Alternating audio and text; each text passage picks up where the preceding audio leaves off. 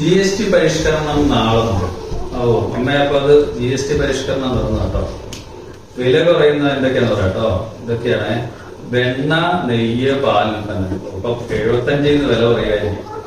പിന്നെ shampoo, hair oil, toothpaste, brush, soap, കുട്ടികളുടെ napkin, clinical diaper, വ്യക്തിഗത ആരോഗ്യ, ലൈഫ് ഇൻഷുറൻസ്, കണ്ണട, AC, 35 ഇഞ്ച് മുകളിലുള്ള ടിവികൾ, monitor, projector, dishwasher, washing machine, പിന്നെ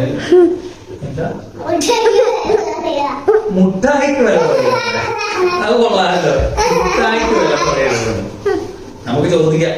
മുട്ടായിക്ക് വില പറയുന്നത് 350 cc താഴെയുള്ള ഇരുചക്ര വാഹനങ്ങൾ, മുച്ചക്ര വാഹനങ്ങൾ, ചരക്കു വാഹനങ്ങൾ, മാർബിൾ, ഗ്രാനൈറ്റ്, സിമന്റ്, കൃഷി, ചികിത്സ, വസ്ത്രമേഖല, ഇതൊക്കെയാണ് വില പറയുന്നത്. വില കൂടുന്ന ആഡംബര വാഹനങ്ങൾ. പിന്നെ ഒരു ബെൻസൊക്കെ വാങ്ങണമെന്ന് ആലോചിച്ചാൽ പിന്നെ വേണ്ട. പുകയില പിന്നെ ഉപയോഗിക്കാറില്ല, വേണ്ട. പാൻ മസാല വേണ്ട.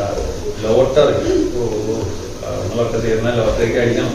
ഇപ്പൊ അതിനൊക്കെ വില കൂടിയ എങ്ങനെ ലോട്ടറി എടുക്കും. പിന്നെ 20 ലക്ഷം മുതൽ 40 ലക്ഷം രൂപ വരെയുള്ള 4 ചക്ര ഇലക്ട്രിക് വാഹനങ്ങൾ.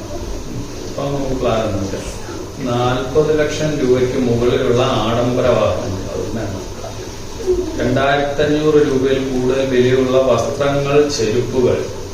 അതൊരു വലിയായല്ലോ. പിന്നെ കാർബണേറ്റ് പാനീയങ്ങൾ, അത് നല്ലൊരു കാര്യം.